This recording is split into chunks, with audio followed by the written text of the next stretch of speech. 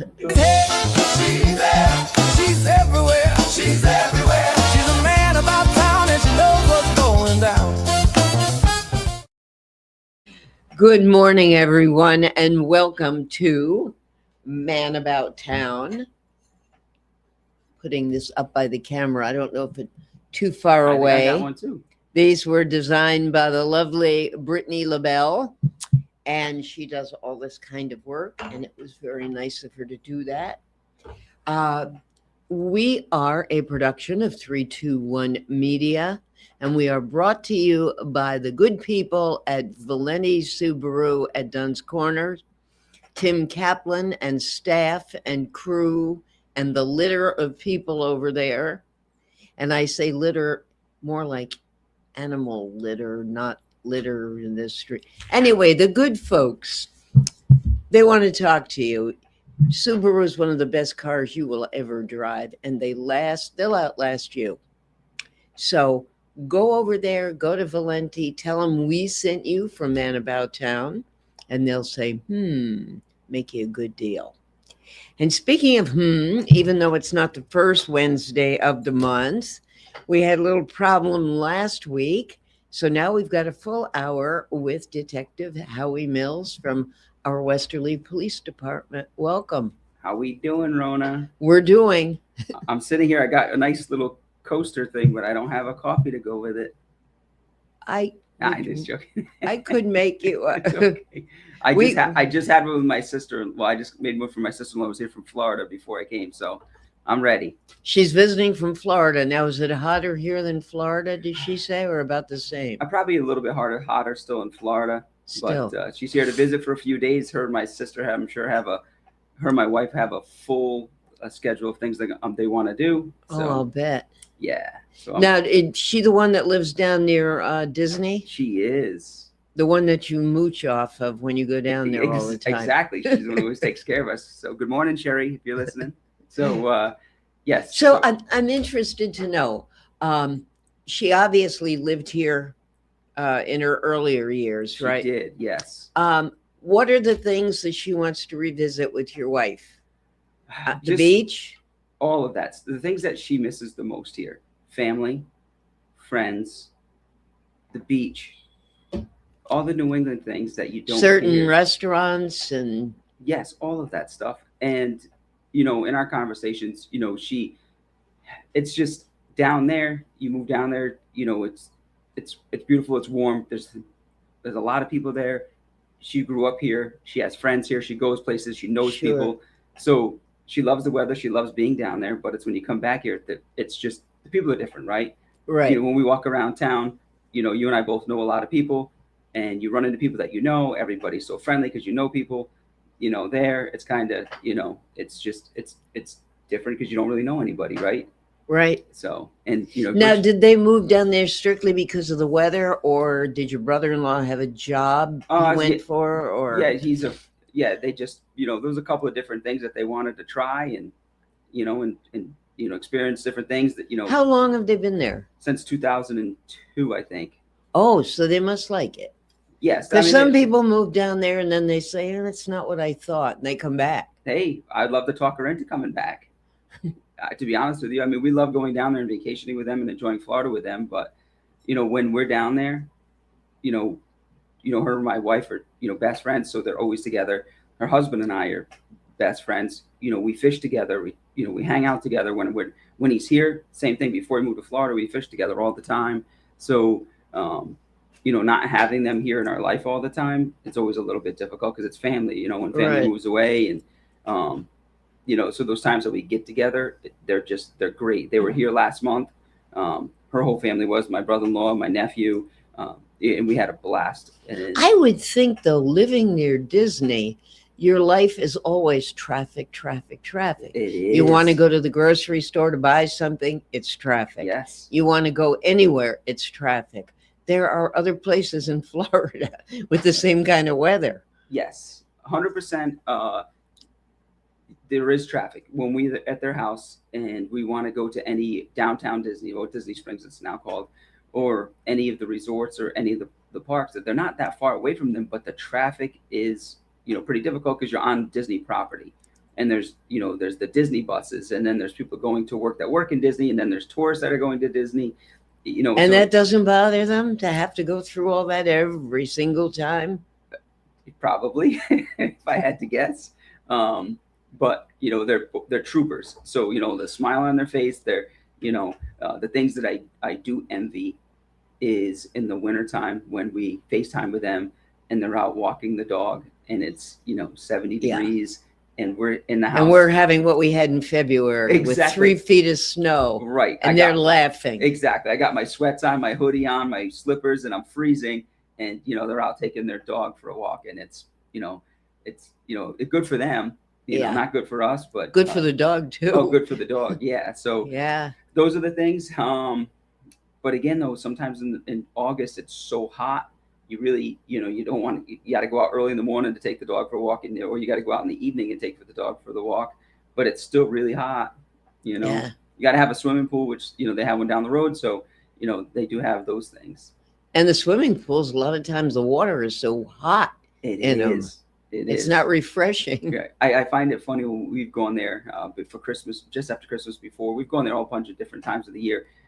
With those crazy New Englanders that will, go down there and start swimming in a swimming pool. And like there's nobody at their swimming pools that time of the year because their swimming pools are not heated.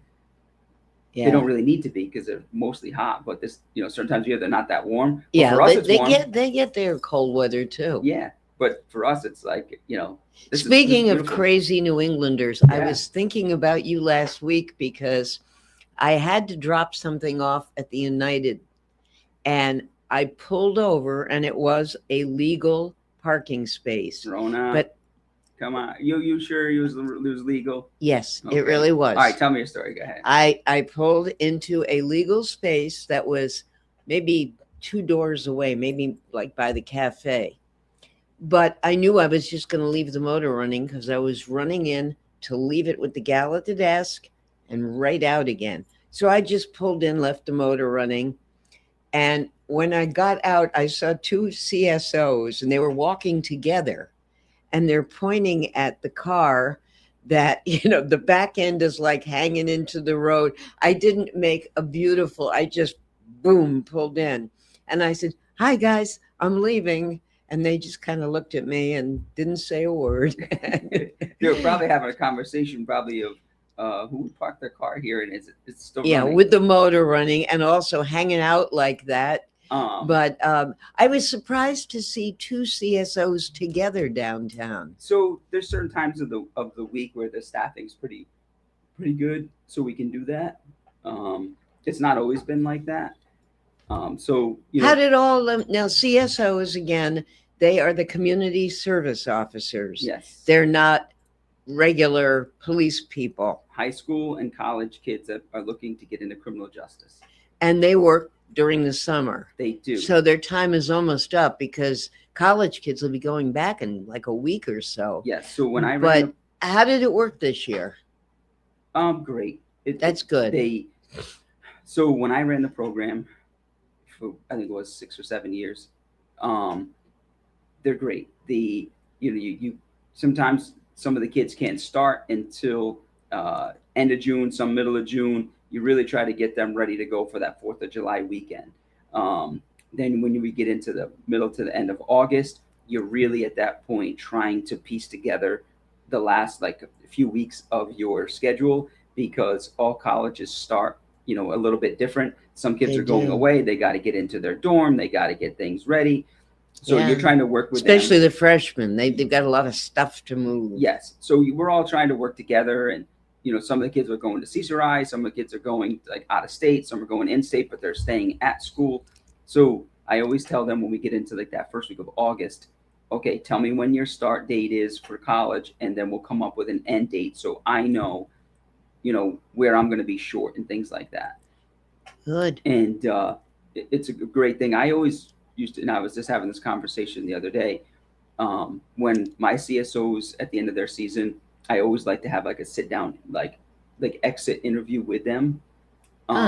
What did you like? What did you not like? What Yes. surprised you? Yes. What can we do better? All of those things, because Yeah. we're I'm not perfect. That CSO program. Really? I thought you always told me you were. Certain things, right? So it's good to get the feedback, but I also, at the end of the season, like, I want to learn about them. I'll have it when I interview them for the job. We talk about criminal justice and if they're thinking about it, and a lot of the kids are like, I'm not sure, it's something I'm interested in. Let's see how the summer goes. Some of the CSOs not sure if they're going to like the confrontations they're going to have about parking tickets and things like that. At the end of it, I've had CSOs that have said to me, after this summer, I absolutely love it. That's great. And then that means you got a good candidate going down the line. Correct. To go to the academy. Yeah, and then other people are going to be like, this was not for me. I might have to change my major or whatever. Yes. Or some of them say, well, but at least they know now. Correct. Before they've wasted daddy's money in college or wasted their own time doing something they don't like. Yeah, I've had a few of them say, you know what, maybe this criminal part of it is not for me, but maybe I'd like to be a lawyer or something else in the criminal justice field.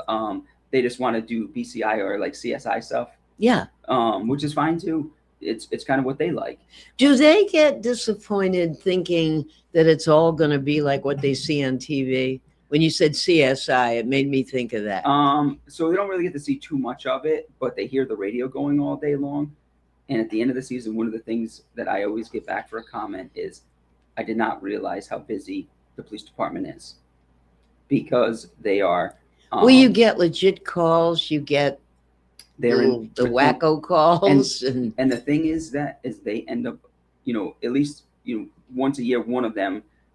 They'll all have their opportunity to do it, but at least once a year, one of the, like, every CSO is going to have an experience where they're going to have to call the police, because they're going to be walking around downtown and they're going to see a car hit another car, or they're going to see a medical, or they're going to see somebody that might have been drinking, or they're going to see something and they're going to make a call on the radio. Right. We always tell them, do not intervene. Call for an officer, then just kind of be a great witness. Let the officer know what you saw. Things like that. But then as the officer's there handling it, they're right there front row seat to see how it's done. And so it makes them feel like they were part of it, by seeing it, calling it in, watching the officer handle it, all of those things. And you are right. There are CSOs that say they really enjoy this, and it's almost like our minor leagues, where, they'll CSO for a couple of years while they're in college. And then when they're done with college, they'll, I think they can apply when they're 21, and they'll start applying. And I think it's a great opportunity for them. They get to see how the police departments run. They do a little mini roll call in the mornings. Now, do they have to, when you have officers or people who want to be officers, do they have to go through college first and then the academy, or can they come right out of high school and go to the academy if they're not interested in college? They have to be 21. Okay. They just have to be 21. So they could come out of high school and work for a couple of years. They don't have to have gone to a university or a college. Yeah. I've seen phenomenal police officers that didn't go to college, but were great police officers that have just life experience, street experience. They're good at their job. But then there's officers that go to college that are great at college, that are great too.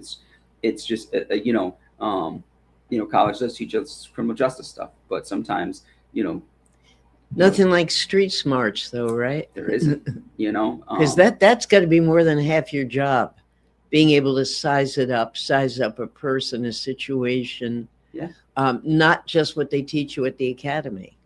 100% right. There's times where I'll have a conversation with somebody, and I'll use a term, and I'll forget they don't know what the term means. For instance, like drug paraphernalia, like, somebody that does drugs, and, you see it on TV, there's like maybe like a crack pipe, or like a marijuana bowl, or a bong, or, something like that. And, you forget that not everybody knows what those things are. So You might use a term for it, or a slang term for it. And you look around and they're all looking at you like, what are you talking about? I don't know. I've never heard of that. Yeah. But because we deal with that stuff and we know what those terms mean, So sometimes you have to kind of break it down a little bit for people that don't do this. I job all don't the think time. people realize that your job is constant education It is. as much as it is for uh, accountants who have to every summer. The government changes things around, and when they're going to be doing tax returns, they've got to know what do we have this year. Insurance people, they have to go for continuing ed. So many professions do, and yours is constant. Constant. And all aspects of this job are continuously changing. When I first got hired, fingerprints were such a huge thing, right? Oh my God, we find fingerprints, we're going to find the bad guy. Fingerprints are very important. You know, you're watching them CSI Well, now it's shows. DNA, right? Yes, DNA, touch DNA has become so big. Touch DNA. Yes. So And then- there's DNA, which is DNA, like, you know, saliva, things like that. But, you know, touch DNA has been such a huge thing over the years, which is, you know, I touched this when I picked this up and I So held now it. you have to put a handkerchief or a napkin around it and put it in your pocket and take it wherever. No, so I have looks like two big Q-tips, and you just put some water on them, and then you just rub them, and then you put them back in the original packaging, and then you just send them off to the lab. And that's it. You don't have to send the coaster to the And I have to lab. send the coaster because I'm gonna Wow. swab the with sterile water and the Q-tip. I am going to swab that whole coaster, and it'll pick up any DNA that was left on that coaster. Wow. So the only problem though is not everybody's DNA is in the database. So it might come back and say positive for DNA. I was going to ask about that. How do they get DNA? Obviously, if somebody has committed a crime, Mhm. they're in the database. But if someone has not committed a crime, how does their DNA ever get in the database? Well, so the I guess we'll start with this. A few years ago, there was that murder out in, I think, Idaho, the Idaho Yes. 4 or whatever it was. The There's- 4, yes. Yes, that were the killed. college students. Correct. Right. And following the case a little bit, they kind of had like their suspect, and so the suspect goes back to his family's place in Pennsylvania. right? Yeah, I mean, they got him all the way across the country. Right. From what I remember in the trial, or just the case itself, because he ended up pleading to the case, what they did was they did a trash pull. Do you know what a trash pull is? And I would imagine it's what it sounds like. Yes. So Like taking, if I throw this cup in the trash, yep, you're going to take it, you're going to pull it out. I'm going to pull the trash, but I have to wait to trash day. Once you put it out at the end of the curb, it's now public property. Do a trash pull, and then you and I believe what they did was they found some objects inside the trash, and it was familial DNA match, which was, it might not have been him, but it was familial. So it was Somebody in the his family. and that's how they knew, or they had like Wow. this is another way to build the case, right? So pulling this out, let's say in Idaho, yeah, they track it to the family in Pennsylvania that he ran to. well, so what they did was they actually did the trash pull in Pennsylvania from DNA, and they run it and they say, okay, we found familial DNA that matches DNA that we found back in Way this back house in Idaho. Wow, so like 3,000 miles away. Right, but he went home with his parents, so Wow. that was just another. So what it is, it's just another piece of evidence to build on your case. Sometimes it's not always like the smoking gun. Is it always admissible? Well, it depends on how you get it, things like that. Yeah. So I'll give you, for instance, of a case that I had here in Westerly. It was a stolen car case. The car ends up being recovered. I go out and I process the vehicle, and I find just a single glove inside the car. The glove itself, the owner says, this is not my glove, when he comes and gets his vehicle at the impound lot where it was located in Oh, Connecticut. you told us about that. Yes. Yeah. And then I bring the glove back. The inside of this winter glove is swabbed for DNA. Sent off to the lab.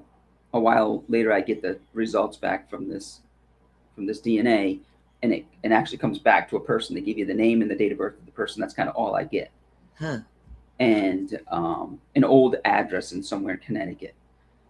So I start making calls all through Connecticut doing, certain tools that I have to try to track this person down. A few days go by, I'm making phone calls, calling police departments, see if anybody's had any contact with this person, things like that. Finally, I get a phone number, and I left a bunch of messages saying, hey, this is Detective Mills. If this phone number belongs to so-and-so, please give me a call back. That's all I kind of say. Finally, a few days go by, I get a phone call from this person, and he's like, hey, I heard you're looking for me. What can I do for you? And I don't want to just come right out with it. And my first question to him is, and this gentleman is 70s, late 60s or 70s. I don't remember exactly what it was. So I start off just like, hey, when was the last time you were in Westerly? And he's like, I live, on the other side of Hartford. It's been a while since I've been up to Westerly. Years ago, I went on vacation with some family there, things like that. And, through our conversation, I asked him, have you ever had a car stolen, or anything like that? And he's like, no car stolen. And I said, okay, I got to ask, you ever had your car broken into or anything like that? And he's like, you know what? And this case happened in February, because I remember it still being cold out. He's like, about a month ago, I was at this local store. I left my car running, Rona. Yeah. And he said, I came back. I was only going inside for a couple minutes, Rona. And I wasn't even 30 seconds. Come on. Well, so he says just went through the door of the United, handed it to her, and walked out again. So he says he comes back out, and his winter gloves and a pair of Ray-Bans are missing. And I said, okay. I said, well, I found one of your items that I think that might be belonging to you. And he's like, oh, you found my Ray-Bans? And I'm like, no, I didn't find your Ray-Bans, but I found one of your gloves. And he was like, oh, just one? And he's like, well, I don't want just one. And he's like, why does it? It's just like, it's like, what's the big concern? So it's a winter glove. Like, how did you even know that it's mine? So then I had explained to him that, I did a DNA on the interior of the glove. His DNA hit. And I was able to track him down that way. Turns out, obviously, somebody broke into his car, stole his winter gloves in the middle of, like I said, the backside of Hartford. And then the bad guys end up here in Westerly, steal a car in Westerly. That's amazing. But police work is intriguing. It really is. I did a lot of work. But it's not like the TV shows. Yeah, I did a lot of work to find out that this poor gentleman's gloves were stolen. Wow. We're going to have to take a break right now. We will be back with Detective Howie Mills, and we're going to go from gloves maybe into scams or whatever else you want. We're never at a loss when we're with Howie Mills. This is Man About Town. We are a production of 321 Media. We are sponsored happily by the folks at Valenti Subaru at Dunn's Corner, and we will be right back with you.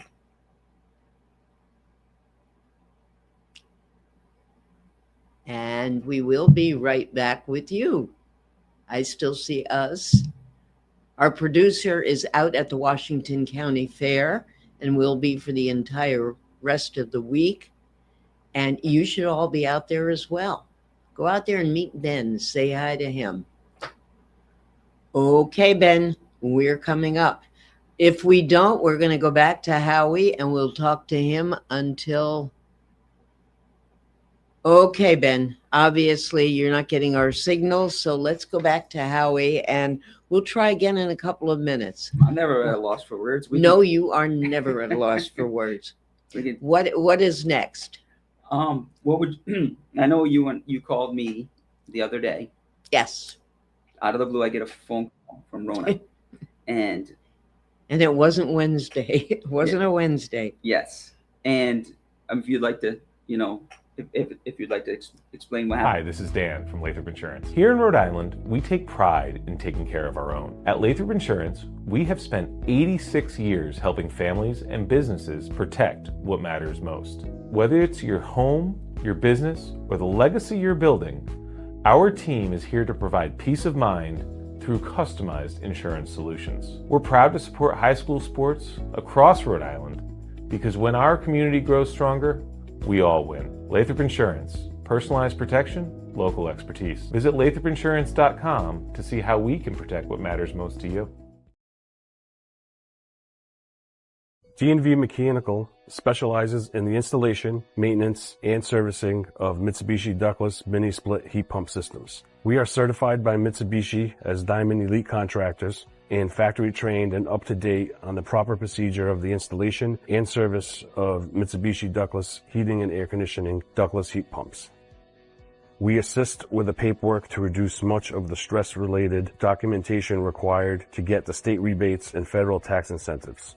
We are not a jack-of-all-trades, master-of-nothing company. We are masters of ductless heat pumps. It's what we do, and it's what we know.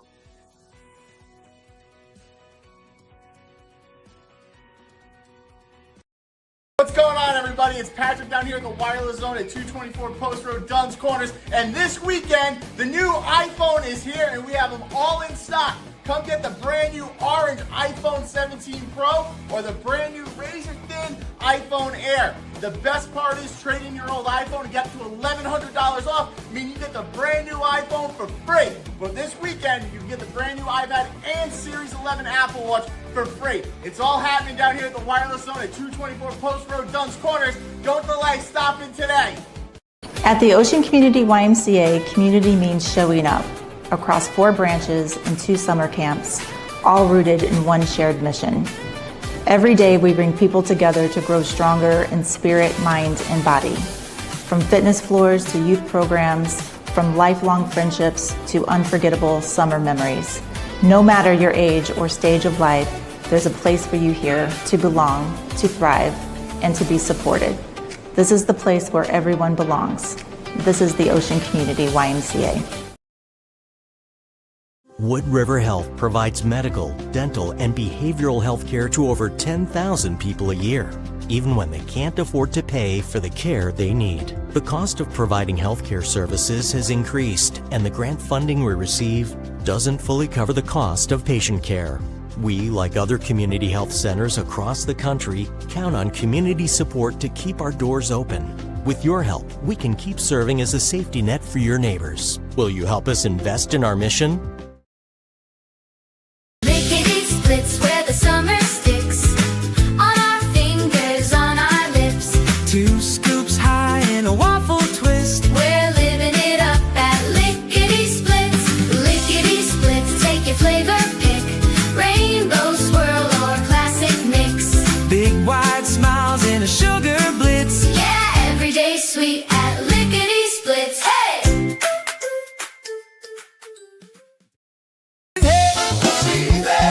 She's everywhere. She's everywhere. She's a man about town and she knows what's going down. Thank you, Ben. Ben is back at the Washington County Fair. And again, for those of you who didn't hear me, we've got some great weather coming up. The humidity's going down. And usually the Washington County Fair can be some of the hottest days of the summer. I think they're going to be beautiful the balance of this week. It opens today and it's open right now and it goes right through the end of the week through Sunday. Great entertainment, wonderful food, and make sure you stop and see my friends at the Charahoe Rotary because they do their very, very famous shortcake, strawberry shortcake. Absolutely fresh, real whipped cream. Definitely a highlight of the Washington County Fair, as is all the food, really. Okay, we are with our good friend, Detective Howie Mills from the Westerly Police Department. And you want me to tell my story of almost being scammed or thinking I was scammed. So I'll give you. You were definitely scammed. It could have been a lot worse. Yeah, I'm not sure it was scammed now the more I think about it, but I will tell you, without getting into a whole long story, I am looking to do a name change, not from Rona Mann, but a middle name change. And it's a long story. I have not used the middle name in more years probably than Howie's been alive. But somehow it got on a document and now I can't get it off. And other businesses and organizations are saying, hey, are you who you are? And so I decided it would be easy to do this. So last week I just went to the good old computer and Googled, how do I make a name change in the state of Rhode Island? And boom, up popped a form. And the form said state of Rhode Island. And it was, just fill this in. And I assumed it's going to cost something because everything costs something in Rhode Island, especially. And I looked at the form and I said, yeah, I will, I'll fill it out. And I filled it out. It didn't ask any financial questions. It was, what name do you go by? What do you want to change to?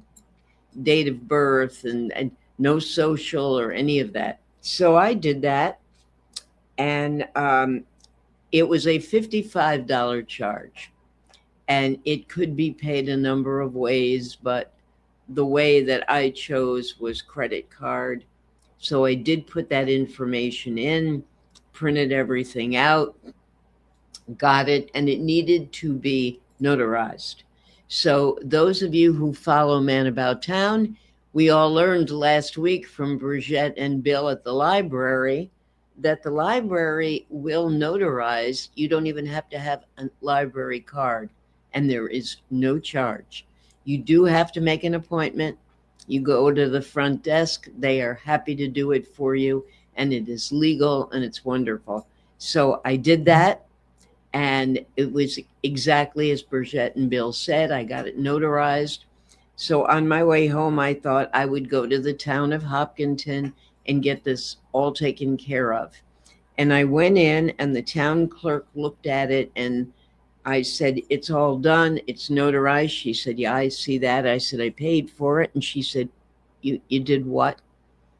I said, I paid for it. She said, there's no charge in Rhode Island. I said, there isn't? She said, no. The form comes from our Secretary of State's office, Greg Amore, and it's free. And she got her form. And her form and the form I had gotten online were exactly the same, right down to the form number, right down to every single word. And she said, well, I'm going to need your birth certificate. And I don't drive around with my birth certificate. So I said, well, I'll go home. I'm going to check this all out. And on the way, I was getting angry. So I called my good friend, Detective Mills, and he said, turn your car around. He asked me where I was. I was only a few miles away. And he said, go to the police department and file a police report. And I said, do I have to? And he said, yes. So I did do that. And then when I got home, I went online to my Capital One account, and it said pending because I had done this the night before, late at night. So I thought, well, if it's pending, I can lock my account. So I did. I locked my account. I did find out later on from the people at Capital One that even though you lock it, once you do it and it's going to a company, it's gone through, or it's going through. It turns out that I do things too quickly sometimes. And when I went online and when the form came up, I didn't look, even though the form said state of Rhode Island, the form came from a third party company called something legal. I don't remember. And yet when it was charged, it came through a different name entirely. I did what I was supposed to do. I did talk to the officer. There is a police report on file. When I called Capital One and I finally got a live body, they took care of it. It may take up to 90 days, but I am getting my money back. No money was taken from the credit card. I still have it locked, though. I will open it at some point. And it's locked even to me, which is really good protection. So, okay, officer, what did I do right or wrong? So, and I know we've had the conversation before, do not trust phone numbers or things like that you find on the internet. If your computer's having an issue and you think there's a virus, and a little pop-up shows up and tells you to call this number, please don't call it. No, it wasn't a phone number. I know. Yeah. Or also, if you're looking for a phone number to some type of a business, and you just Google it, and you just pick the first one that shows up, a lot of times they're scam phone numbers. Yeah. Go to your bill that you get. So National Grid, or whatever you pay for your electric company, or whatever you pay for your cell phone, or whatever you pay for your cable, things like that. Whatever bank that you use, don't Google it. Go to your bill. Look on your bill. Go to your app on your phone that you sometimes pay through. Use that app. Don't always use the phone numbers that you Google, because a lot of those numbers are bad numbers. Yeah. So Well, even though that form was completely accurate, yeah, and it right down to the word, it was a state of Rhode Island form. But the money they were making $55. Well, so that's just the tip, which of is it. a very small amount of money. It was going to be more than that. You just didn't Yeah. know it. So what happens is, if you didn't catch that, but you caught it, right? Yes. So if you didn't catch that, there was a chance that your credit card number would have been sold on like the deep web. Oh, So jeez. what happens is, you'll see it a lot of times when people's credit card numbers are stolen. You'll see like a $1 purchase. Yes. Before there's a ton of purchases that happen after that. Do you know why there's just a $1 purchase? They just want to make sure it goes through. They want to make sure the credit card number is accurate and it works. That's how they prove to the other people that they're selling the credit card number to online that it's a good credit card, and you can go and buy a bunch of things on it through the deep web. So then you could you sell it. Capital One did send a follow-up saying it would be a good idea to change the number on the credit card. Absolutely. So I would just close that account, whatever, have them just give you a new number for that account, and then you'll be completely fine. You just don't want anybody else to have that. Now, my other question to you is, on that form, did you have to put your date of birth on that form? Yes. So you got to be careful. I had a case not too long ago where a gentleman, kind of something similar, he was looking to get a Date of birth, and also my mother's maiden name. You got to be careful now. And my father's full name. Yep. Do you have any type of like a way that you can keep an eye on your credit? Yeah. Okay. I do. Do that. I had a case not too long ago where a gentleman, the case ended up finding its way back here to Rhode Island from something else I was working on. I reached out to this gentleman because his name came up. It was money was being stolen from somebody here and being put into an account out in Washington State. Wow. I tracked this gentleman down. I have a conversation with him, and I said, "Hey, do you own this bank account?" And the bank account, it's an actual online branchless bank. Do you know what an online branchless bank is? No. So, like we have banks here in town that you can walk into. They have branches, right? Oh, yeah. Okay, I do know. You've mentioned it. Yeah, it's a branchless bank. It's a real bank, but it's a bank that you can never walk into. Right. It's just an online bank that some people use. It'll be like one of these companies that you've never heard of before, banks. You Right. know, it'd be like. But it's still a legitimate bank. It's a legitimate bank, but it's going to be, Rhode Island Credit Union of the Northeast, something like that. Right. Something you've never heard of. So I started asking the gentleman, "Hey, do you have an account with this bank?" And he said, "No," but he said, "I was applying for a loan through this bank, and they had me go to like a chat, and they asked me my name, my date of birth, phone number, address, all of these things." And then he said they never got back to me. So he's like, "I figured I just didn't get the loan because my credit's not great." And I said, "Well, unfortunately, there's a savings and a checking account that was opened in your name that scammers are putting large sums of money into." Yeah. And they're just using his name as a money mule account. Yeah. So stolen money is going into his account that he doesn't know anything about. And then money's going right out of it because this bank, I subpoenaed the bank and I got all the records that came in and out of this. And it was just lots of large quantities of money going in, large quantities of money going out. Doesn't the bank have any kind of They do. system of checking? They did. So the account only stayed open for like a day or two. And then But that can be enough. that can be enough, because what happens is they have fraud departments that pick these things up pretty quickly. Banks here in town are great, because I talked to the fraud departments here at several of the banks, and he said that they quickly will put a hold on an account to stop it, to take a look at where this money's coming from and where it's going, because they can pretty quickly determine okay, this is suspicious. This person just opened this account and now all of a sudden $15,000, $20,000 continuously is going in and out of this account. and it just is suspicious. So they'll put a kind of hold on the account to kind of take a look at what's going on with it. So for you, just be careful. Keep an eye on your stuff to make sure that some obscure account from some bank or something like that has not been opened under your name, and you just don't know about it. Right. Because I mean, at the end of the day, you did nothing wrong, but somebody has maybe opened up an account, opened up something in your name, using your name to buy something. So just, keep an eye on your personal information, Right. just because you put it out there on the internet. So Amazing. not that I'm trying to scare you, because I'm not. No. But No, but what you do is very valuable to me, to everybody. yeah. And there's nobody out there that can't be caught in one of these things. Yeah. I'm sometimes too cautious about these kind of things. I'm almost untrusting of these things, Yeah, because I but see so you've much seen of it. it. You've Yes. seen what can happen. And then if you'd like to, you and I off air before we started, you were telling me about your friend Marty and somebody that she knew that Yeah. got scammed. And we've had these same scams, if you want to talk about it, because this is another scam that's happened here in town. So a scam that happens to people here in Wesley is happening to people all over the country. Oh, sure. Yeah. I mean, from what she told me last night, this is personal trainer at her gym that she's gotten very friendly with, a young man who found that, I guess what she said was, because she said it was the same thing that happened to her. She got notification he got notification from his bank using the bank logo, the bank numbers and everything, that someone was into his account and they needed some information.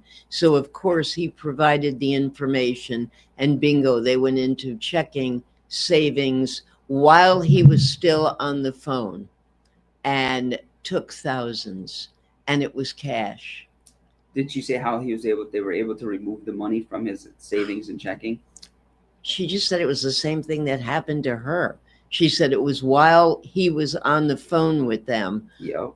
talking about one account, they were in the other other account. account. That's as much as I know. Yes. So, and it sounds like with her account, where this, and again, I'm just speculating here because we deal with them. You're on the phone with the scammer. The scammer is kind of, got you nervous, talking about your checking account. They're telling you that there was X amount of funds that were put into your checking account Right. by them. Mm-hmm. And you have let them have access to your computer. So I'm assuming at some point in this conversation, this gentleman gives the scammer access to his computer. So you see the Right. mouse Something moving. to do with the extra zero Of or course, whatever. 100%. So like you see the mouse moving around on your computer because you let them have access to it. And as they pull up this fake form, kind of like the form that you had, that you saw, and they say to him, okay, we put, $10,000 accidentally into your account. Now, they put the extra zero in, and they said, all right, hit zero because this is what you had to refund to us. So you have to just refund $100, and then he puts 100. The scammer hits zero, they hit return real quick, and then tell him, oh my goodness, you just took $10,000, not $100 from us. You need to give that back to us like now, or I'm in trouble. And then they said, if you don't believe us, go look into your checking account. There's now $10,000 in your checking account. So he goes and looks in his checking account, and sure enough, there's $10,000 in there. The scammer doesn't realize, well, the scammer did this. The victim doesn't realize that the scammer just took $10,000 out of this gentleman's checking and Right. just moved it into his savings. They don't ever have him look into his checking account. How do they know that he's got that much to begin with? Well, they'll pick a number, because what they're doing is, as they're having him run through a bunch of different things, without him knowing it, they're already looking into his Account, see his balance. See what balances he has. So you're not going to overdraw it. You just, if he only has 20,000 in, you might take only 10. If he has 20,000, you might take 15. You're not going to take 25,000 if he's only got 20. Right. So they're gonna pick a number, and that's kind of how they do it. And it's People should not even get out of bed. yes, they should leave the covers over their heads. yes, and I mean, it's just frightening yes, today. and you and myself and Marty had a great conversation like a month or so ago. We talked Right. about how she got scammed, and she's lucky. and I'm sure she probably walked away from Oh, yeah. that conversation Because with- there was somebody watching, a good guy watching at that point from the scam department. Yes. It doesn't always work out like that. No, I'm sure it doesn't. So They can't be everywhere. no, but we only got about 10 minutes to go. Is there anything else we want to talk about? Well, what's doing in town right now that people should be aware of? I mean, we're all aware the traffic is just unbelievable. Yeah. So we'll get into traffic, but first I just wanted to say congratulations to Lieutenant Bob Green for retirement this month of July. Detective Alicio retired in the month of July. And then just a few days ago, Sergeant Matt Champlin just retired. So we have 3 officers that have been here for a long time, a lot of experience between Bob Green and Tony Licio and Matt Champlin. 3 amazing officers, 3 amazing guys. And I saw the picture in the Westerly Sun of the new people being sworn in. Not new, but maybe new to being pushed up. Yes. So, like anything, when I retire, somebody will be taking my position. And Nobody can ever take your position. Somebody will fill in nicely. It's hard because these are the people that I've worked for 20, 25 years with. Wow. To see them to leave, and then I look around and you're one of the old guys now. It's a little bit different. Yeah. They're all going to go on and do great things. Retirement is phenomenal. It's fantastic. I've been getting text messages from Detective Tony Licio sitting on the beach, enjoying retirement. And I think it's great. When you work a long time, I guess you deserve to be able to do those things. Absolutely. And I'm happy for all of them. So with that being said, back to the town of Westerly, traffic has been pretty heavy, as you know. Oh, That's yeah. the summertime. But Seems like every year it gets heavier. yeah. So today is the 12th. So we got about another 20 days of this. Yeah. That's it. It's weird to me that my daughter goes back to school in a few weeks, and the traffic will just you'll see it even before that, because once all these college kids start going back to school, and you have Right. people that are getting ready to go back to work, teachers, things like that. Even though it's going to have beautiful days, the beach won't be as busy, just because for those last couple of weeks of August, everybody's trying to get back into the other things in life. Back to school shopping. Yes. Doctor appointments, dentist appointments, eye doctors. I Yes. remember all that. Yeah. But, we've had a beautiful summer. I'm hoping the businesses all did great with the great weather that we had. It was hot though. It was hot. Hot summer. We've had a very hot summer. We've had a great summer. I'm happy for, like I said, the businesses. Hopefully they all did great, because this town is built on that, right? Tourism. And It's right. I really enjoy meeting people that it was this past weekend. I was in a bait shop. Surprise, surprise. I was in a bait shop, and somebody was in there and they were buying some green crabs because it's tautog season. And they said they were staying at a campground on the beach. And I asked them, I said, what's it like? Is it awesome? And they're like, oh my God, we love coming here for vacation. It's beautiful. It's so nice. We just absolutely love it. We've been doing it for, I forget how many years they said they've been doing it. And then as I was done doing what I was doing, I get back into my car and I always say to myself, we're so lucky.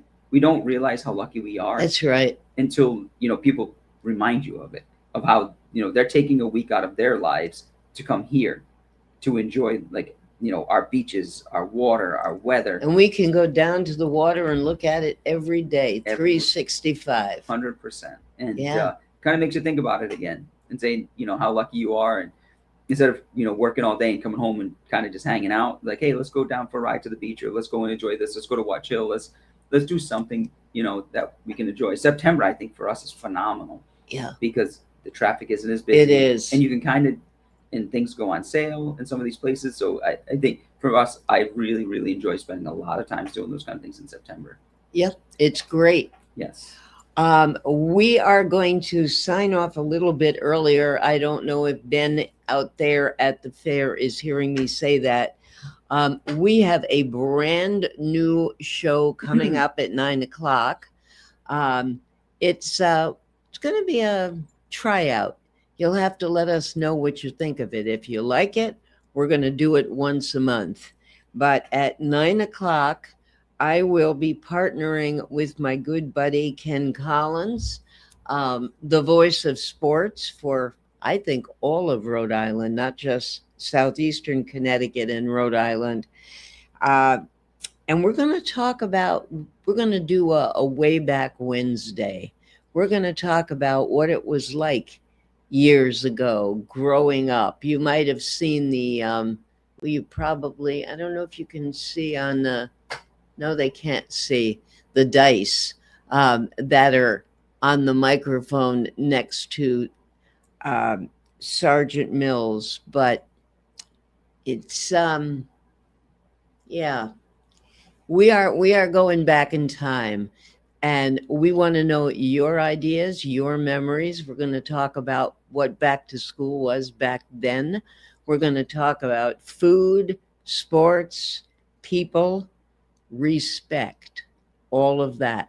So come back, stay with us. This is A Man About Town. We are a production of 321 Media. We are sponsored by the fine folks of Valenti Subaru at Dunn's Corner.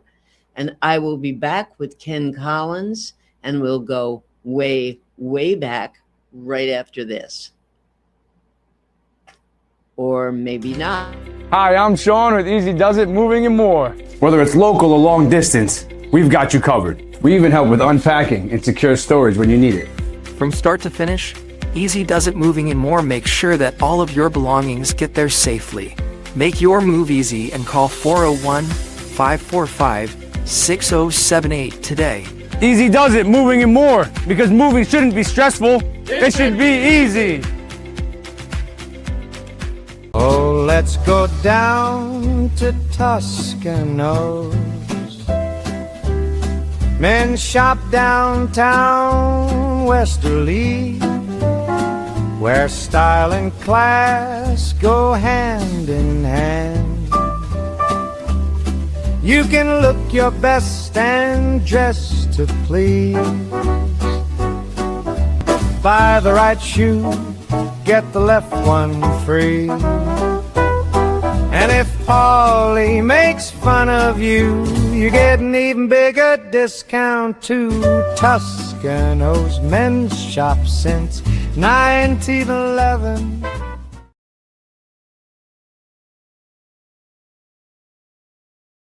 I've been cooking since I was 12 or 13 years old. I was cooking in the Navy.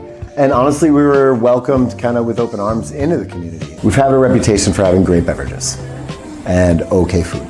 And I want people to know that is the thing we're attacking first, is making sure that our food matches our beverages. I want to make a really strong lunch menu.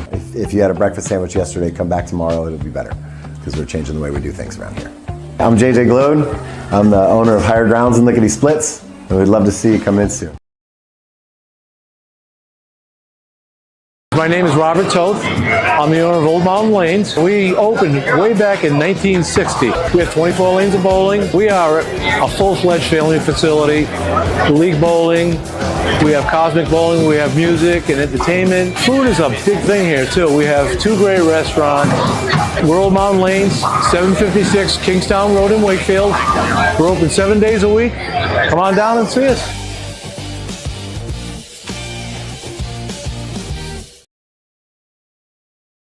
Hi, I'm Chris Kozłowski, owner of Broadview Florist and Garden Center in Dunn's Corners. For over 40 years, our family-owned business has been your go-to destination for beautiful, custom-made floral arrangements. Whether it's a special event or just to brighten up your day, we create highest quality designs tailored just for you. Trust Broadview Florists to make every moment unforgettable. Visit us today or give us a call at 401-322-0390.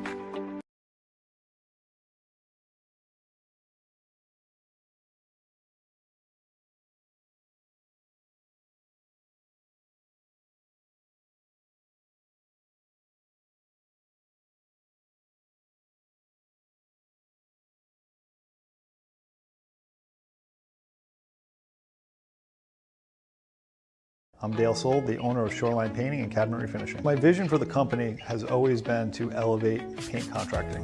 When you call, you get a live person. Typically, we have estimates out the same day.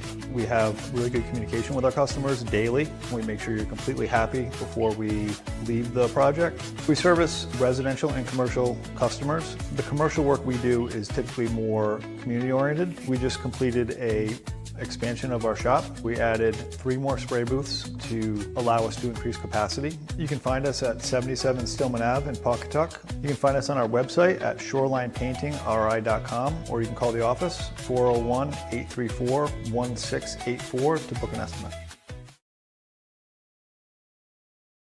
Ever thought about leveling up your fitness game in a fun and meaningful way? Kiefer's Martial Arts on Granite Street has everything you're looking for. Kickboxing, Muay Thai, Brazilian Jiu-Jitsu, and of course, adult karate. It's not just about getting fit, it's about building your self-confidence, discipline, and that unstoppable feeling you get from all your hard work. Stop into Kiefer's Martial Arts today to sign up. The largest reason we opened up Seaside Pharmacy was to help our community better than the big box stores. We get to know you better, fast and friendly service. So we'd love to have you come in and check out Seaside Pharmacy and see what we have to offer. I'm Gretchen Miller. I'm the owner of Martin House Books in Westerly, Rhode Island. We have 2 floors. The top floor is all adults. The bottom floor is children's. We have the cafe here too. That's a separate business, Cafe 1888. Come down to Martin House Books, enjoy a great coffee, and pick out another great read.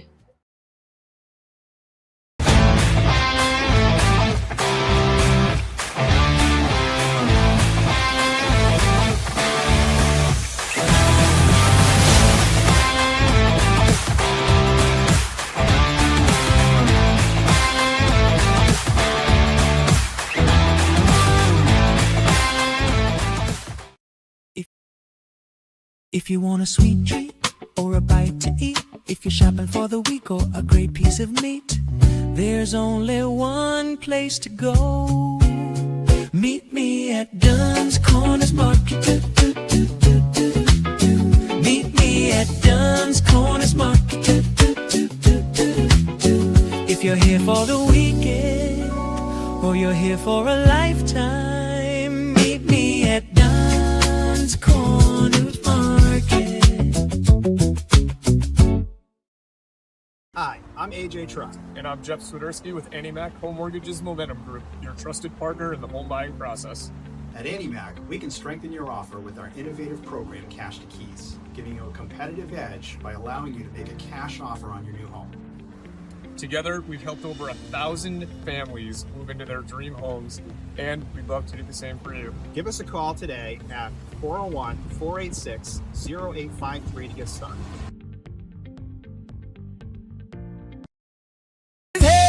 She's there, she's everywhere, she's everywhere. She's a man about town and she knows what's going down. And here we are back on Man About Town. And you'll notice I have done a little something to the hair. And I've also changed my clothing. I was wearing a pair of pants. I can see my... Do you see my poodle skirt? I can see it on the camera. You can see There's it. my poodle skirt with cinch belt and saddle shoes. I don't have, I left the bobby socks at home. So this was probably popular in the mid to late 50s, early 60s. If you've seen, and most people have seen the movie of Grease or the show this year at Theater by the Sea, my high school was all about this. Absolutely. But I am with my good friend Ken Collins, the voice of sports for just about all of Rhode Island and southeastern Connecticut. And he Hold on, I'm on the phone. Yeah, hold up that. You can't hold up the phone, the actual phone. That's a princess phone. Remember that? Remember the folks? princess phones? They came in that color, which Hello? was nice.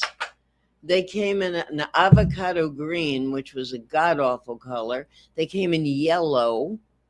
But this was a big step up from the black rotary phones. And we had one of those. Now, you must have had a rotary phone, right? Yes. Did you have a party line growing up? Yeah. See, I didn't. So tell people who are saying, "Oh, what? What's a party line?" Well, Tell- you'd have two or three, probably three yet. I think it was like three different people on the same line. 3 different families or Yeah. phones. Well, go back to the dial thing again. Yeah. My brother, who lives in the house where we grew my father's house, still has a rotary phone in his house. And I believe it still works. Still does. Yeah. Now it's because he's stubborn and doesn't want to get one of these guys. Maybe he's smart and figures it's going to be worth a lot of money someday. That's amazing. 'Cause Of my course, brother's a collector of everything. when you had phones back then, even the princess phones, you also had, if you needed help, you dialed 0 for operator. You got a live body. Think of that, folks. A live body. You don't get a live body on anything today. Customer service, anything. And then if you needed to know something, you wanted to know a phone number. We didn't have Google. And you didn't even have to look it up in the phone book if you didn't want. You dialed 411. That was information. Yep. You got another live body. You dial 411. I'd like the number, please, for Ken Collins in Westerly. Yep. And they'd say, 1 moment, please. And they'd come back. And you got it. Yeah. Not, I'll put you on a brief hold, and then they drop you and you never hear of them again. It's really just the phone alone has changed. Oh, yeah. Yeah, now they're not phones. They're computers. Yeah, they are. So, But even making a call, I mean, one of the things we can do now that's great is if I want to call my friend in Washington State, I can call him. I don't have to say, I'd like to make a long distance call to Ellensburg, Washington, and get charged for it, no less. Long distance was expensive. oh, yeah. And if you think about it, people didn't use long distance unless it was somebody died, somebody's in the hospital, there's an accident. And if you did use long distance, maybe to call your friend and say happy birthday, you waited till after a certain hour at night because the rates cheaper, went yeah. down, or Sunday. Yeah. Sunday was the cheap day, right? Yeah. But it's all one now. It is definitely. So there are some good things. There are some good things and some bad things too. So. Yeah, to And then- everything. And then, of course, when you got with the telephones, you just had Howie on, and Lord knows sometimes you don't even want to pick up the phone. That's because right. you don't know who's on the other end or who's trying to get your money. And or- we always talk about scams, and we did today as well. Yeah, you don't know who's on the phone. Yeah, I've been in your house when the phone rings, you just go, yeah. Well, that's it. If you know that, if all of your numbers are listed under contact, then if I don't recognize the number, you don't have to. Exactly. That's But- good. But then somebody will say to me, "Do you have Rona's number? I got to get a hold of her for a show." And if I know it's legitimate, then I'm saying, "Well, wait a minute. They're in my contacts. All the phone numbers are in there. Right. Ask me one of the phone numbers, and I probably don't know it. That's another bad People thing. don't even know their own phone numbers Exactly. anymore I have to stop and think about mine. Yeah. because they just press a button. Sometimes it's good, and I guess it's like anything else. Sometimes it's bad. And how do you know? I mean, Howie was saying, he said, I know sometimes I overdo it. I'm too careful. That's his training. But you know what? Being too careful isn't bad either. It really isn't. You better be that way than the other way. That'd be the other way. Exactly. So tell me, I'm new to Westerly. Yeah. I have been at the end of this month. I can't believe it'll be 40 years. Wow. 40 years. And yet people will say, oh, you didn't grow up here. You don't know what it's like. And I've heard stories from people, and amazing stories. I thought I knew all about the area, and no. So what was it like when you were growing up? You went to high school here. Your wife Hazel went to high school Mhm. here. Actually, I went to Immaculate Conception School for 9 years. Oh, you did? Okay. That's the building over on, you know where that is. All right. Yeah. My friend Mary was telling me the Right. other day that she said, I've been part of Immaculate since I was a little kid. I went to the school across the street. So that must be what you're talking Right. about. Yeah. That's right. That's Dixon Street and High Street right there. Right. Now, did you go to Westerly High School? Well, with me, and people don't, I went through 9 years at Immaculate Conception School and graduated from there. So that was your high school yeah, education as well. No, we had the nuns as teachers. Did they hit you? Oh yeah. They did. Oh yeah. I always ask people that when they say they had the nuns, They and had they these- all say, "Oh yeah." They had these pointers, that they used. Oh for the- yeah, on the blackboard. Right, and there's only a little tip of it that was rubber. I The rest is remember wood. those. And so if you did anything that they didn't like, put your hands up and whack. They'd actually hit you with it, and it hurt. Yeah, and your parents couldn't say anything because they No. agreed with the nuns, No, right? but I'll tell you one thing: you get a darn good education from those 9 years. Now from there, I went to Westerly High School in the 10th grade, and it was altogether different for me. It was like Freedom, right? Yeah, a lot well- more freedom. But I went 1 year, and then I got a job. I went to work, and that's history. I never graduated from Westerly High School, Huh. but I went there for about a year and a half. And that's where you met your lovely wife? Yes. Well, I met her in Mac. She went to Mac. Oh, she went to Immaculate as well. So Okay. yeah. Interesting. Now you are a sports guy. Yeah. And you've always been a sports guy. Did Immaculate Conception School have sports? Like CYO League, that kind of thing? No. If we were near the school now, you know where the school Right. is anyhow, right? Well, we used to at recess time, we used to go out and just play ball in the schoolyard. Right. A tennis ball. We'd play 2 or 3 innings, the bell rings back in school. And then every once in a while, balls would get hit up on top of the roof. And I'll never forget his name, Mr. Jessup was the janitor there. And every once in a while, he'd go up on that roof and he'd collect all the tennis balls that were up there and then just throw them back, throw us down in the Should have recess. made the nuns go up there with their pointers. Yeah. And get the They were get the- supervising out in the yard. I think. But it's just things have changed, but are they for the better? Yeah. And, it was simple. It was So very simple. how did you get from Immaculate to a year or so at Westerly to getting a job to being a voice behind a microphone? Well, the Is voice. this going to be grant- a Carl Gren story, probably? Yeah, that's that. All That's right. Well, there are probably loads of people out there. Remember, we're all over the world. They don't know who Carl Gren is or was. Well, what happened was that I was interested in radio right away, and then for some reason I was playing softball over at Craig Field, and Carl put a team in, and he wanted to know if I wanted to play for him. I had met Bob Canty, and I had done a couple of things for him, like they used to have a Now, tournament. Bob Kenny had been on the air. Yeah, Bob was Right. like the I mean, I know who you're talking about, but again, they don't. Yeah. So. Bob was like the general manager of the station. Carl was the general manager. Bob was the sales manager.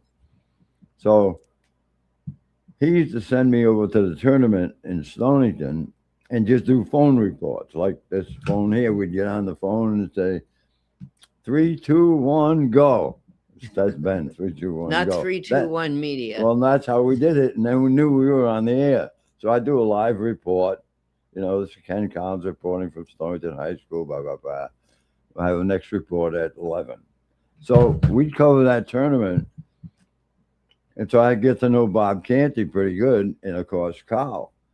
So by me just doing these reports, Carl could figure that it would be all right for me to play softball for the team, you know, as a member or a worker at ERI.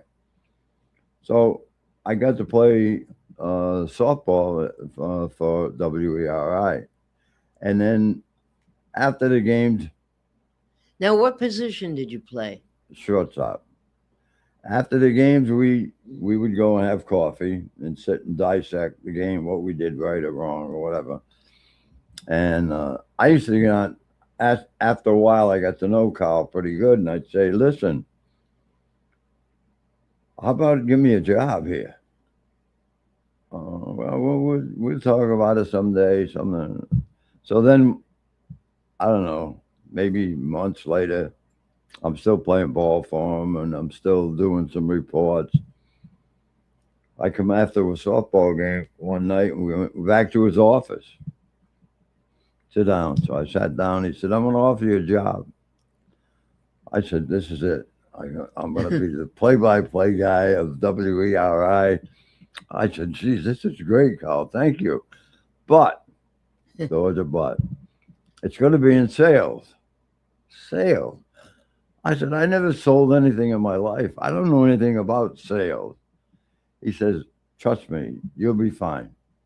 You should just be honest with the people, and with your personality, you'll make it in sales. You know something? That one sentence, be honest with the people. That's all people want today. Yeah. And that would be radio sales, sales at JCPenney, sales in a restaurant. Just be honest with the people. That's right. That's back then it was expected. Now I think it's almost the other way, where people expect they're going to get screwed, and often do. Right. So you started in sales, and it's ironic because we're doing this today, and my first assignment for ERI was the Washington County Fair. Yeah. So he hands me this. I don't know nothing about sales.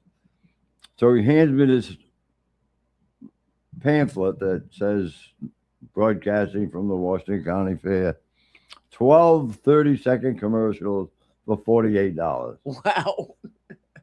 Go do it. And one of my first sales in radio is ended up to be a good friend of mine who owns radio stations in Connecticut, is John Fuller. John Fuller, yeah. Because the first place I went to was his father's place. He had a chicken coop full of printing. It was John's father. So that's how I met John. So I sold him that $48 package. So $48. Yeah, when I you see can't John, buy I too tell much in this town anymore for $48. Yeah, I said your father was the first advertiser I ever sold advertising to. Amazing. That you must have been scared to death. Oh right? yeah, I was. Yeah. But you were honest with them, and that was it. That was it. Yeah, I gave them what they wanted, and Carl was right. If you treat people the way they want to be treated, and you tell them you're going to give them something, you just give them something. If you have an issue, you know, with when you buy something today, anything from something that might be $48 to, I know you got a new car. What are you looking for on the other end? What do you, from the person who's trying to sell you? What are you listening for or looking for? what do you want out of the experience other than the item? I want what I used to do when I sold advertising. I want you to be honest with me. Tell me if I'm buying a used car. If there's something I should know about it, tell me. Don't try to get an extra $300 or $400 out of me, and then find out that I had to spend the money on it afterwards. So Right. just same thing. If you're honest, Tell me the truth. yeah. Exactly. All right. So what else? We're at the time of year where everything is back to school, and they rush all the holidays now and all the stuff. Retail is unbelievable. I mean, it seems like the kids were out of school about 2 hours and they were stocking the shelves with back to school, back to school, back to school. When you went back to school, even though it doesn't matter that you were going back to immaculate, you could have been going to It a doesn't public matter. school. It's still back to school. The kids hate it. Summer's never long enough. What kinds of things did you have to buy supplies ahead of time? Were supplies all given to you? The notebooks and the paper and the loose leaves and all that. Um, did they require that you go to your doctor and get a shot or a physical, or did you have to go to the dentist? Did you have to go? What was the back to school Yeah, experience like? we basically did about all that. And as far as pencils and pens, and no one gives. I don't recall them giving them to us. We had to buy. We had You to had buy to buy them. it. Yeah, my mother Yeah. and father had to buy them. Yeah. Yeah, we And did look, as when I well. used to, not to interrupt, but I did. No, oh, that's all right. One thing I used to hate is we just got out of school, and then it seems like about 2 weeks later, back to school sales. Oh, I used to want to throw something through the TV. Exactly. Well, they do that all the time. Yeah. The one that it's gets even me worse now, is probably. the day after Christmas. Yeah. If you go into any of the big box drugstores or regular stores, they're taking down the stuff, or it's on sale, and that's fine because you can buy stuff for next year or whatever. But they are putting up the big satin Valentine candy hearts. And I always think, who is going to buy Valentine candy on the 26th or 7th of December? Is it going to be fresh by February? Who's even thinking of that? And then as they're doing that, out comes the St. Patrick's Day, and then the Easter eggs. It's snowing like crazy, and all that. They rush it every Yeah. single year. Now, I don't recall it. I recall more now than back in the day. Back in the day, either they didn't do it that quick, or I wasn't paying attention, one or the other. But it seems now it's really, they really. I agree push it. with you 100%. I mean, I'm sure I wasn't paying attention. I'm a kid. I wasn't Yeah. buying stuff, but they weren't rushing I don't holidays think like so. they do now. I was telling someone the other day, I said I went into, I won't mention which one, but I went into one of the dollar stores on Monday of this week, and I was looking to get a card. And I walked over to the card department, and on the end cap, they call it, where Yep. the end of the display, they had Halloween cards. Well, they've had Halloween now for a couple of weeks in the big box stores, all the stuff you can buy and the chocolates, pumpkins, and all that stuff. But next to those cards, they had Thanksgiving cards. And I looked at it, and as I was shaking my head, I thought, oh, I didn't see what I just saw. Next to the Thanksgiving cards, I saw Santa Claus. They had the 3 holidays together on that end cap. And I said, the temperature outside was 90 something. feels like 100, and they're showing me Santa Claus. No. So I think you're absolutely right. They didn't do it that. And by the way, all you people that are watching us and hearing us out there, if you like this show, let us know. You can go on your computer. You can send us an email, a text, right on the computer. Let us know what you think. We will do this once a month, and you will be included, because if you like it, we're going to put a special line in so that you can call in and say, hey, I grew up in Ohio, and when I went to school, we did such and such. Now, here's a perfect thing. Back to school. Do you remember, and I don't mean the exact day, but do you remember when you went back? Did you go back before Labor Day or after Labor Day? Always after Labor Day. Us too. Now, I grew up in New Jersey, Mhm. and what I remember is it was always the Wednesday after Labor Day would be Monday, and then you had Tuesday. You went back on Wednesday, but it was half a day. And you can talk. I think there's a message over there. I am too far from the screen. Ken can read it. Ah, Ken can read it. Okay, I got all Ken. kinds of things. Yeah. All right, read the one that's lit up. Is it lit up where you are? Oh, It was- there it is. You both are the best. Tuning in this morning bright and early from San Diego. From San Diego? Hey, San all right. Diego. So it's 6:30 in the morning in San Diego. You obviously have a problem sleeping. But thank you, San Diego. Now, do you have any memories of, I don't know if you grew up in California or if you're lucky enough to be out there, but when did you go back to school? Was it before or after? I know for a very short time, my husband was in radio, so we moved around a bit. And for a short time, we lived in Ohio. And thank God it was a short time. I was not an Ohio fan, or at least not that part of Ohio. Didn't care for Ohio? Well, I'll tell you, I liked Cincinnati very much. I liked Columbus a lot. Parts of other parts, yeah, but where we lived in Ohio, we lived in Lima, Ohio, which is northwest Ohio, right on the Indiana line.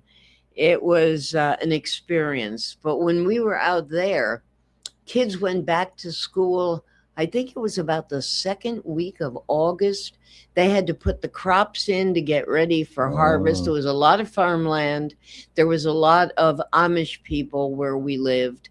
And you went back early. They knew nothing about going back after Labor Day. And I know the colleges, when I went to college, we went back after Labor Day. Not now. They go in August. Yeah. I mean, Howie was talking about that in our last hour, that, people are busy now and the beaches are starting to get a little less crowded because they're shopping. They've got kids to take back to school, to move in and all of that. But yeah, that was different. Sure. We're on, what's the date today? Today is the 12th of August. So those guys will be getting ready to go back. Yeah, they'll, depending upon the college. Yeah. Some of them go back very, very early. But I remember getting back to school supplies. I don't remember the lists. They now have lists. If you go into the big box stores, they will have a list like second grade, third grade, fourth grade, fifth grade, what the parents should be buying. I can just remember always going and getting a new 3-ring notebook and getting the paper that went in there and getting the dividers and pens, pencils, erasers. I'm amazed. I mean, now I'm amazed to even see erasers. And I saw them in Walmart, packages of erasers. Everybody's doing digital and delete and all of that. Yeah. So I don't know, but the one thing I hated was when I got into junior high, and then you had to get the compass and the protractor, which meant Oh yeah. algebra and geometry. That was my downfall. I mean, I don't know about you. I was good in simple math. We didn't even call it math, called it arithmetic. Arithmetic. Yeah. But I knew how to add, subtract, multiply, divide. I could even do percentages. To this day, I can do math in my head. hmm I mean, you ask some of these kids, they don't know what you're talking about. That's a good point, because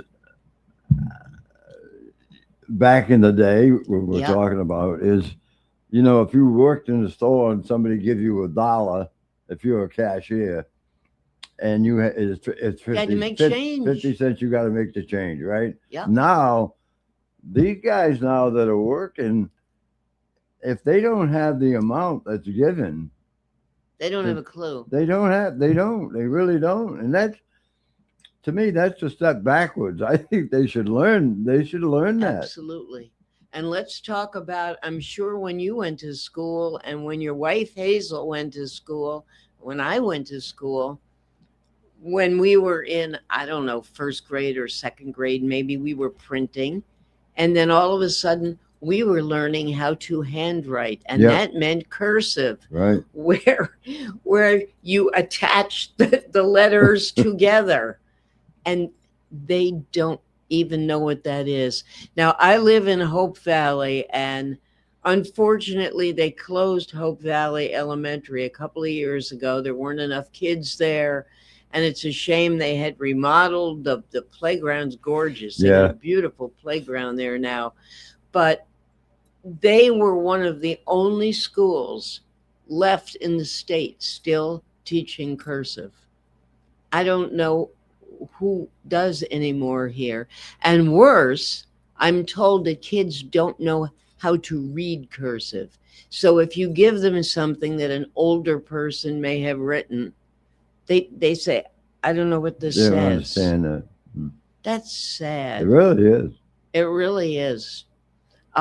Same thing with, I don't know about any checks that you get from people, but I get checks from a couple of publishers.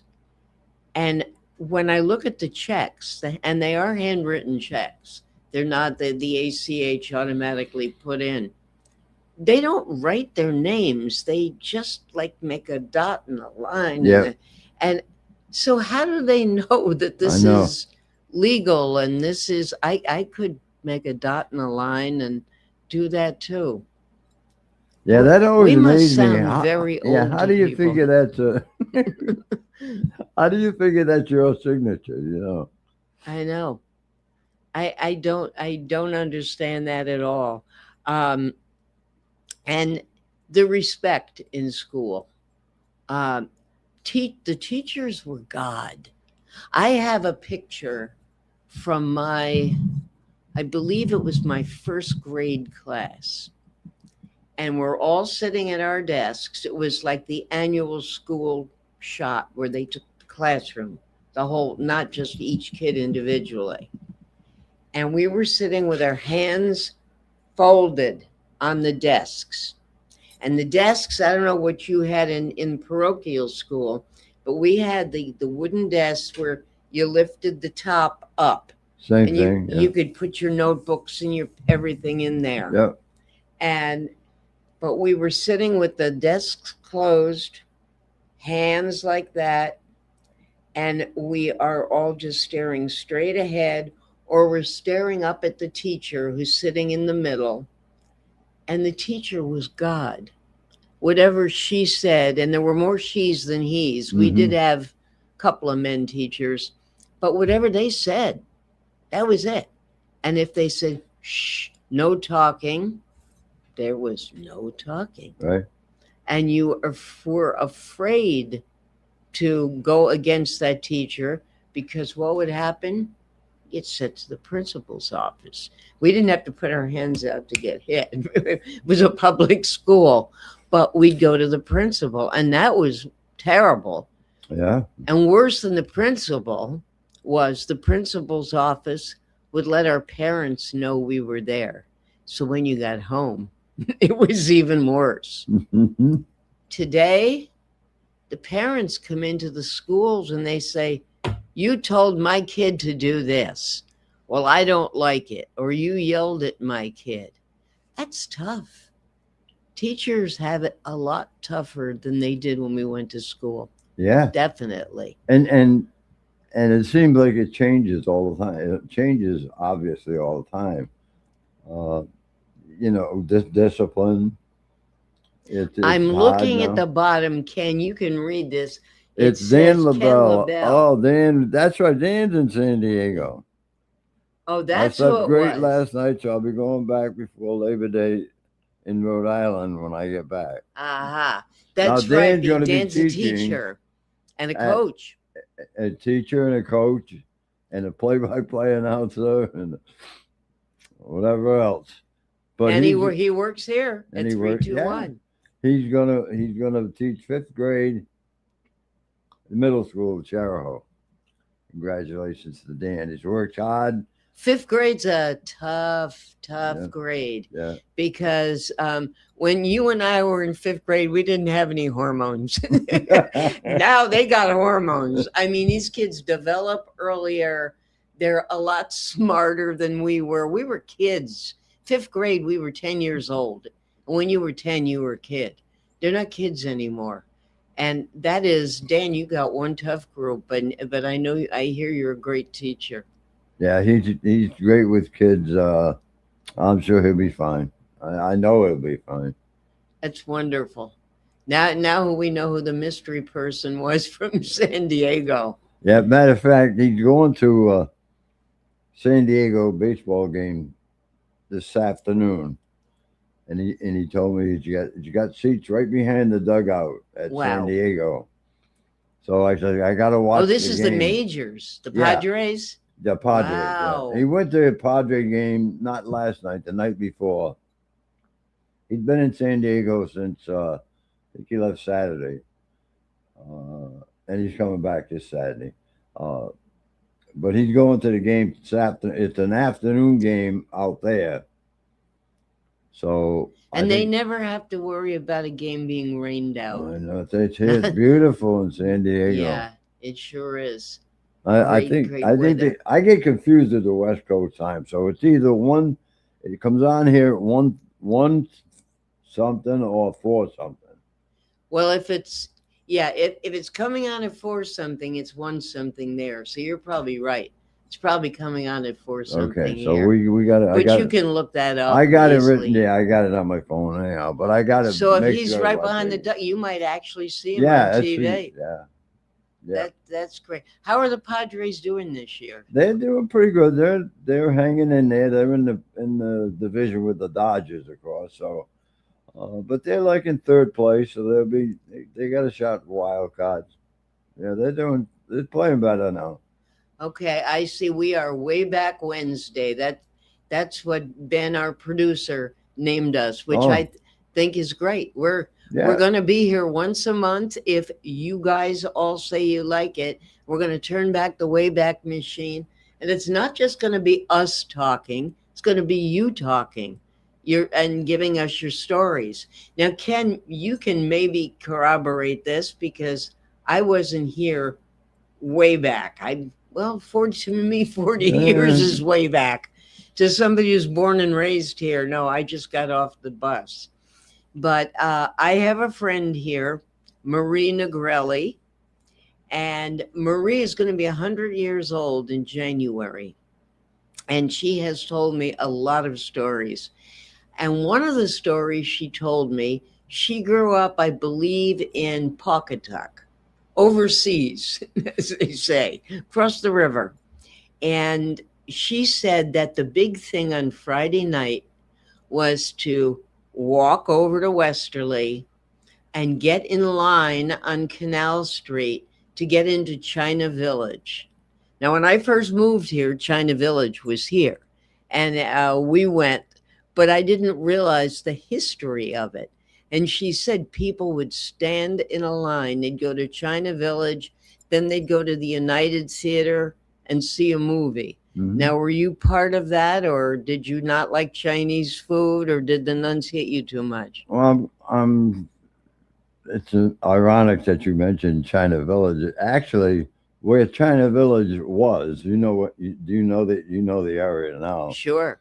There's a driveway between there and the next building, which is where Paulie's is. Yeah, Toscanos. Okay, if you go up that driveway, there's a house there. Now the house has just been remodeled. It's beautiful, and it was beautiful. We lived there. Really? The address is like 21 Canal Street, and if you drive up the driveway before they remodeled it all, I haven't been up there since. You had the garage, our garage. We had a car. We parked the car in the garage, and go up the stairs. And actually, it was three. I think we had 3 or 4 bedrooms in that house. Big house. Well, as you go up the driveway, on the left was China Village. Wow. At the time, so I lived there when China Village was really booming. Really.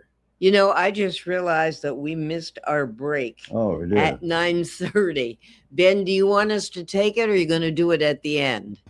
No, don't worry about it. Just keep going. And he must be. I'm right keep here. Going. Just Okay. keep going. We'll keep going. We don't seem to run out of stuff to talk about. Oh yeah, you want to talk about the downtown area and how it used to be.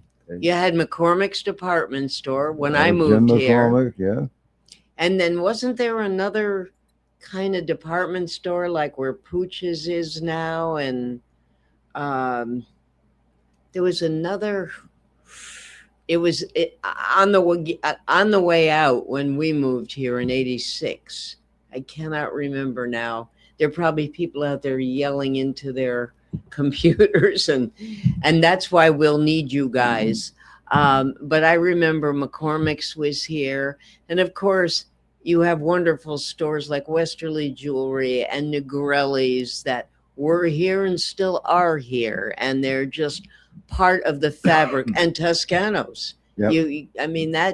I think Paulie was sitting on the stool at the end of the counter, even back then. Yeah. When we moved here. Well, it's funny that you mentioned that if we do this all the time, that people would get involved. Now, when I worked for ERI, lack of for nothing else to do one day, we did a morning show from 6 to 9. So you and Joe. Yeah, and I wasn't a talk show host. I'm a sports guy. And you weren't a salesman either. No. You became one. Well, Nat Urso was the one that came to me and said to me, hey, he says, I want you guys to do a 3-hour morning show. Well, Nat was very persuasive. And I said to him, I said, Mr. Urso, I said, I do a 1-hour sports show on a Saturday for you. What am I going to do for 3 hours during the week, 5 days a week? 5 days a week, every day. He says to me, whatever you want to do, was his answer to me. Whatever you want to do. Just make it your own. I said, okay. So getting back to what you said earlier, one morning I mentioned something like you just mentioned to me now about China Village Village and the lines, yeah. And of course we had phone lines that we used to take calls. So I said something about, yeah, I remember that because I used to live down there, on 21 Canal Street, right up in the back. And then the phone would ring. Ken, do you remember what was across the street from China Village? I said, yeah, well, I know there was Misto's eyeglass place, Brophy's newsstand. At one time, there was a Western Auto over there, right up where that bookstore is now. Wow. And then we got on to, just talking about things like that. Phone would ring again. Hey, Ken, I remember across the street from the whatever.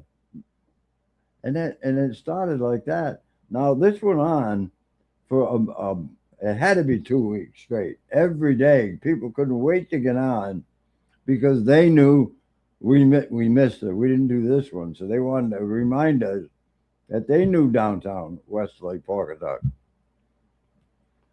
We used to have people bring us breakfast in the morning too.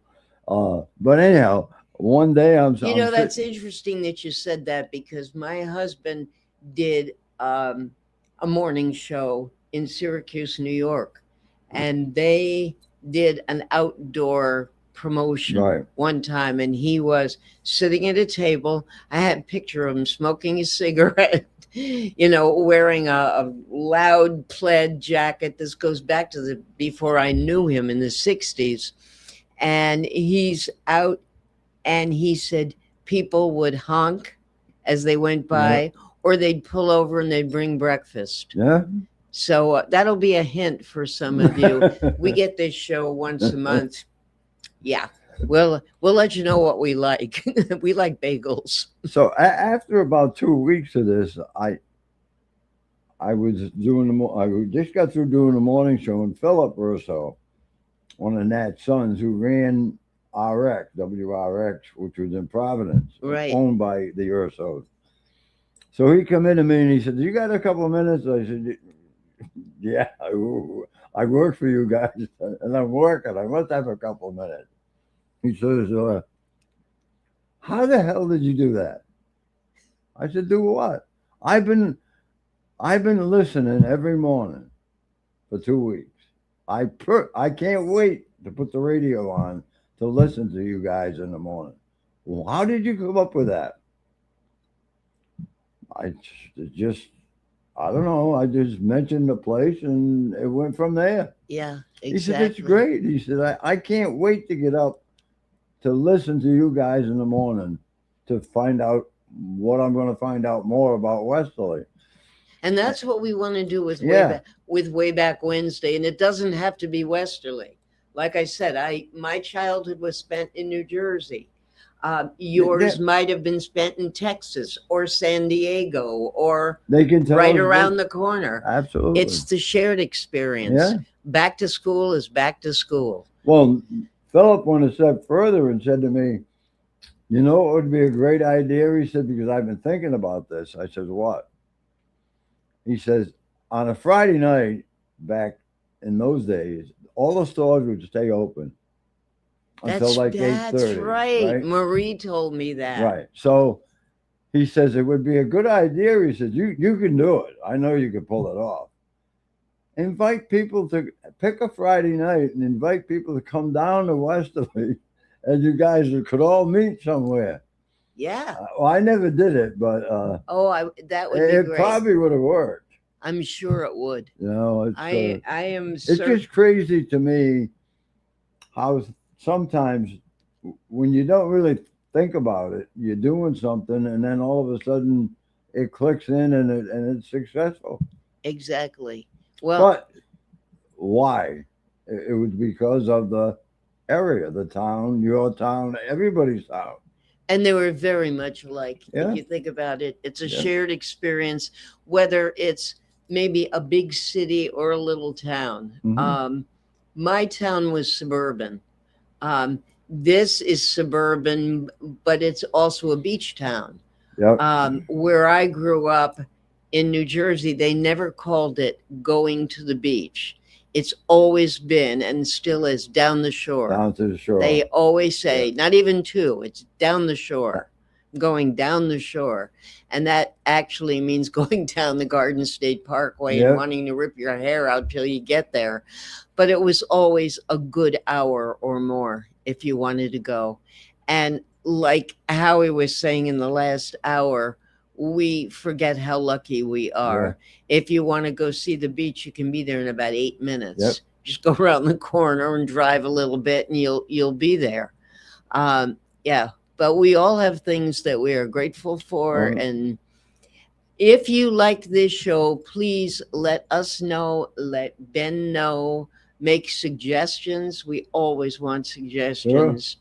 And we will do this probably once a month, not Monday through Friday No. for 3 hours. We will do this once a month. So we would be back in September. And as we get close, we'll let you know an exact date. October would be a great one because Ken and I and our producer, Ben Barber, who's also the owner of 321 Media, we all have October birthdays. So we can have a party.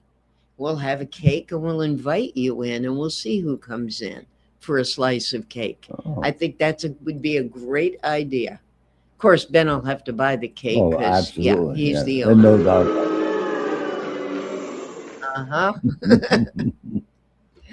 I think we are going to end now, unless you've got another memory you want to throw in. No, Last I- words, parting. I think it's a great idea that you come up with.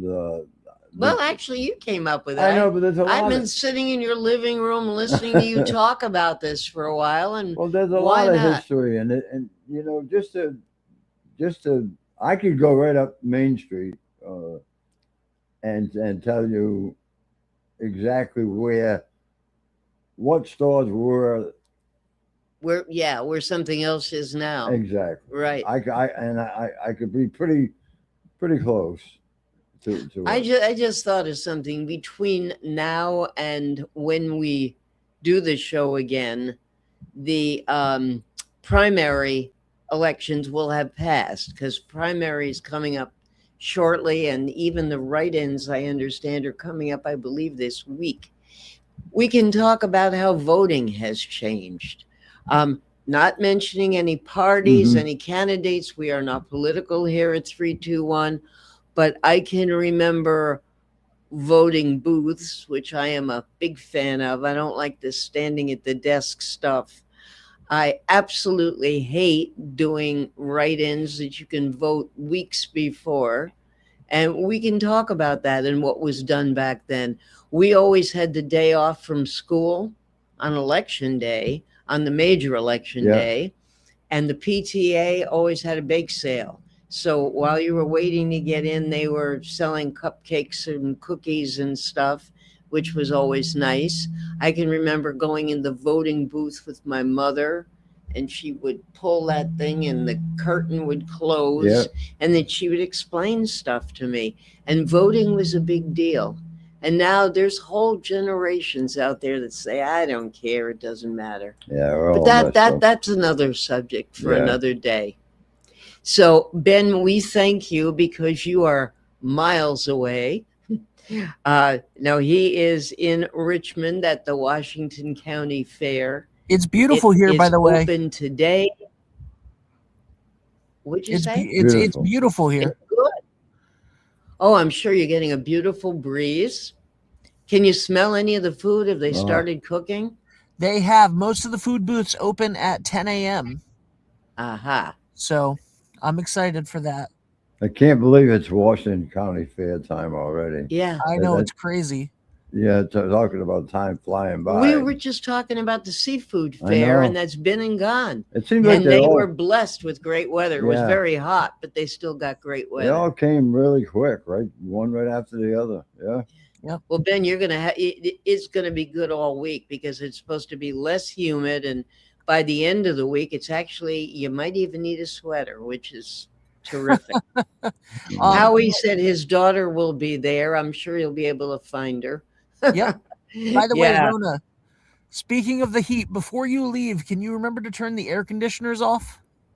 Yeah, I'll just have and that's out in the where Allie's room is. And the main and the room where you walk in. Yep, you just use the white remote. Okay. Now, are All you right. going to be at the fair tomorrow? Yeah, day. I'll be at the fair all week. Okay, so you're gonna get passes for us? Maybe. I didn't think that was funny, man. I know. I didn't think so. I didn't really think that you had to laugh. I'm, at I'm Rona breaking. when I'm, she I'm asked. sorry. I'm breaking. I gotta. I'm the. Yeah, the you're connection is breaking not- up all right. The connection's Well, I'm not gonna great. try to stand at the camera and So- show you my 50s outfit. You see one it? more time. All right, hold on. Hold on, Rona. I'm holding. Where did you go? I walked away to the door. She's coming back into the All right, frame hold on. now. There you Yeah. go. All right, but All right, I'm Rona, too show it off. short for you to see the poodle, right? There you go. There's the poodle on the poodle skirt Got it? with the cinch belt. with the saddle shoes. You came prepared. I did forget the bobby socks, but this wasn't easy. Just getting this wasn't easy. But yeah, we have plenty to talk about. We can talk about dancing lessons. I don't know if you were ever taught dancing lessons or dancing My sister school, was. or the first time you had to dance with a girl. Ooh, yeah, Oh. blah. Don't want to dance with a girl. And then somewhere along the line, you and I got hormones and it all changed. We will be back with Men About Town next week with Bill, our movie guy. And we'll be back with Ken, hopefully, if you all like this, in a few weeks. And we'll start talking hormones. So thank you. Be well. And now we ask you to look at these local businesses. They're the ones who keep us going. They keep Dan on the West Coast. They keep Ben at the fair. They keep us here laughing. And you want to shop local. They're your friends, they're your neighbors, and they're the people you want, just like Valeni Subaru. Have a great week. Take chances.